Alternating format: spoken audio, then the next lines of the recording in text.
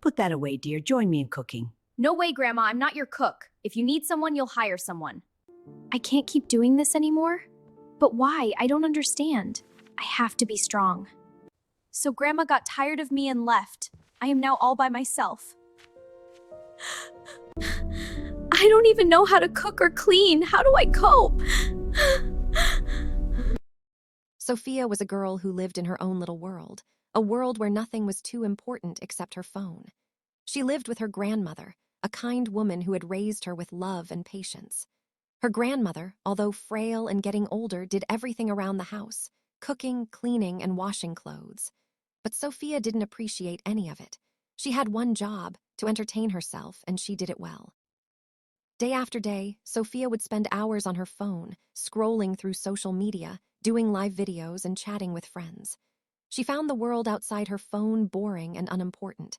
Her grandmother would ask her, "Sophia, could you help with the dishes today?" Sophia would lazily look up, roll her eyes, and respond, "I'm not your cook. If you need one, get someone else." It wasn't just the dishes, it was everything. The laundry, sweeping, or even tidying up the house, none of it was her concern. Her grandmother would sigh and go about doing it all herself, as she always had. Days turned into weeks and weeks into months. Sophia's indifference grew, and so did her grandmother's silent exhaustion. But no one ever really spoke about it. One evening, after a particularly long day of ignoring her grandmother's requests, Sophia came home to find something strange. Her grandmother was not in the kitchen, as usual, preparing dinner. The house was eerily quiet. Confused, Sophia wandered through the house, calling out her grandmother's name. "Grandma," she called, her voice wavering. There was no answer. Panic began to creep in, and her heart raced. She dashed into her grandmother's room, only to find a note on the bed. "Sophia, I can't keep doing this anymore. I need to rest, and you need to learn how to take care of yourself. Please, cook for yourself, clean the house, and learn to appreciate the work that goes into making a home. I love you, but I can't do everything for you anymore. Your grandma." Sophia stood frozen, the weight of her grandmother's words sinking in. Her phone, the very thing that had kept her distracted for so long, now felt like an anchor around her neck. She frantically searched the house, but her grandmother was nowhere to be found. The realization hit her harder than she expected. Her grandmother had left, not out of anger, but out of sheer exhaustion and disappointment. That night, Sophia made herself a sandwich for dinner. It wasn't much, but it was the first time she had ever prepared something herself. She then went to wash the dishes, but her hands fumbled with the soap and the warm water. She had no idea how to do it properly, and she found herself frustrated. As the days passed, Sophia found herself struggling with everything. There was no one to do her laundry, no one to cook for her, and certainly no one to clean up after her.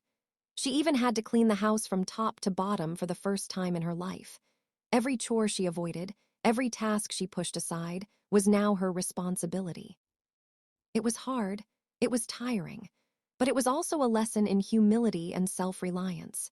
She learned that life wasn't about being pampered and distracted by a screen.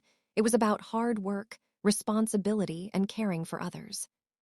Then one day, Sophia found a letter in the mailbox. Her grandmother had returned. She was standing in the doorway, smiling softly. "I knew you'd get there eventually," her grandmother said. Sophia, now with a genuine look of regret, ran to her grandmother, embracing her tightly.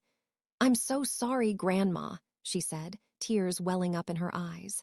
"I didn't understand before. I promise I'll change." Her grandmother smiled gently. "I know you will, dear, and I'll always be here to help, but remember, there's nothing more important than learning to take care of yourself and the people who love you." From that day forward, Sophia was no longer the lazy girl who relied on others. She learned to value hard work, responsibility, and the love her grandmother had shown her all those years. The house was never spotless, but it was her home, one that she worked hard to keep, just as her grandmother had once done. And every now and then, when she caught herself getting too caught up in her phone, she would smile, remembering the lesson she had learned the hard way. No one is truly free unless they take responsibility for their own life.